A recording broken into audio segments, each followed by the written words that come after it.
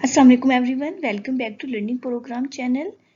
आज के लेक्चर में हम लर्न करेंगे मेजर थ्योरीज ऑफ इमोशन, जिसमें आ जाती हैं आपके पास जेम्स एंड लैंग की थ्योरी, कैनन बॉर्ड की theory and Schachter and Singer theory.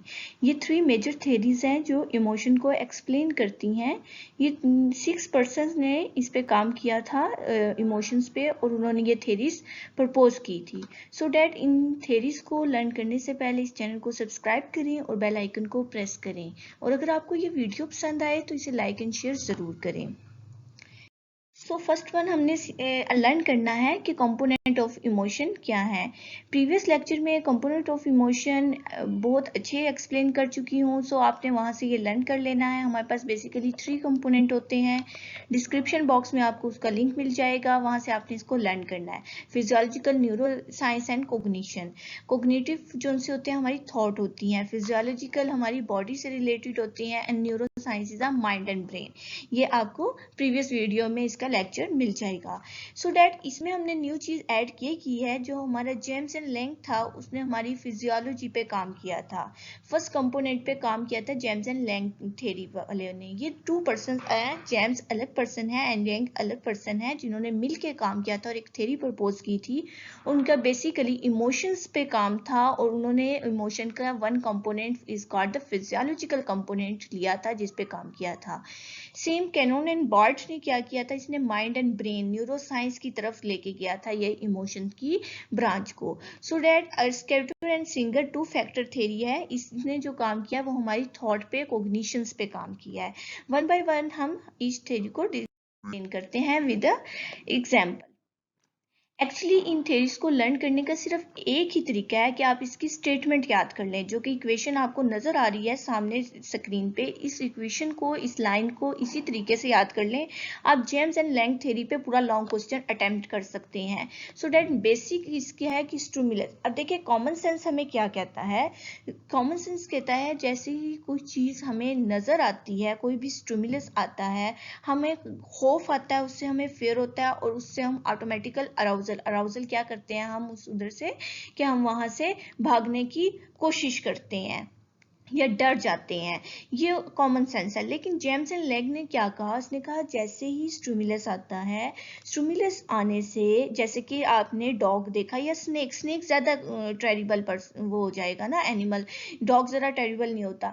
तो आपने स्नेक देखा, आपके अंदर डायरेक्टली फिजियोलॉजिकल अराउजल आएगा। फिजियोलॉजिकल चेंजिंग क्या आई, आप ट्रम्बल करना स्टार्ट कर देंगे, कांपने लग जाएंगे। आप इंटरप्रेट करेंगे, जैसे ही आप ट्रम्बल करेंगे उससे आप इंटरप्रेट करेंगे कि मुझे फेयर हो रहा है। ऑटोमेटिकल अराउजल उसने कहा पहले आता है, then we interpret the fear, और फिर हम उसका रिस्पॉन्स क्या करते हैं, वहां से टू रन, भागने की कोशिश करते हैं। ये वेरी करता है person to person. Some person वहीं पर स्टैंड हो जाते हैं because the fear of the anythings, some person to run to any situations. ये वेरी करते हैं पर्सन टू पर्सन।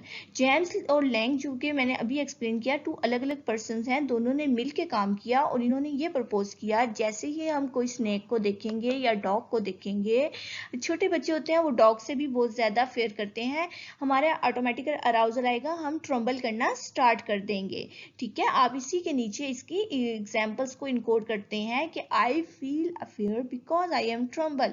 मैं तब खौफजदा होती हूँ जब मैं कांपने लग जाती हूँ, ट्रम्बल करने लग जाती हूँ। ट्रम्बल करने से आपको फेयर बाद में इंटरप्रेट होता है और फिजियोलॉजिकल अराउजल पहले आ जाता है। लास्ट में आपने रिस्पॉन्स करना होता है, वो आपका वे होता है, आप किस तरीके से रिस्पॉन्स करते हैं। ये आपकी जेम्स एंड लैंग थ्योरी बता रही है। ये इधर से नोट कर लीजिएगा, ये कॉमन सेंस का आपको सिर्फ ये बॉक्स दिया गया है। ये कॉमन सेंस हमें ये कहती है, बट थ्योरी हमें इमोशन की फर्स्ट ये एक्सप्लेन कर रही है। सेकंड थ्योरी है कैनन एंड बॉर्ड। ये 2 अलग अलग पर्सन हैं जिन्होंने मिलकर काम किया। कैनन एंड बॉर्ड ने किस पे काम किया था, जैसे कि मैंने बताया कि जेम्स एंड लैंग ने फिजियोलॉजी पे काम किया, कैनन एंड बॉर्ड ने जो है न्यूरो साइंस पे काम किया। न्यूरो साइंस में हमारा इंक्लूड होता है brain and mind. Cannon Bard क्या कहता है, स्टिमुलस आती है, मैसेज पहुंचता है ब्रेन तक, मैसेज पहुंचने के बाद वो हमारे ब्रेन के किस पार्ट पे पहुंचता है, आपके थैलेमस या एमिगडाला तक जो है मैसेज पहुंचेगा। फिर आप इंटरप्रेट करेंगे कि मुझे खौफ आ रहा है, आप अकेले इंटरप्रेट नहीं करेंगे। कैनन एंड बॉर्ड कहता है आप इंटरप्रेट भी साथ ही करेंगे, आप ट्रम्बल भी साथ ही करेंगे, आपको ऑटोमेटिकल अराउजल भी साथ ही आएगा और आप रिस्पॉन्स भी साथ ही करेंगे। लेकिन जो है आपने ब्रेन को मैसेज पहले पहुंच चुका है, इसमें सिर्फ इंटरप्रिटेशन का जो सा है वो बाद में चला जाता है और फिजियोलॉजिकल चेंजिंग की जगह आपके पास ब्रेन आ जाता है, मतलब कि मैसेज आपका ब्रेन तक पहले पहुंचेगा, then you interpret and response. Same उसी तरह है जो जेम्स एंड लैंग था, उसका फिजियोलॉजिकल चेंजिंग ब्रेन की जगह आ गई थी।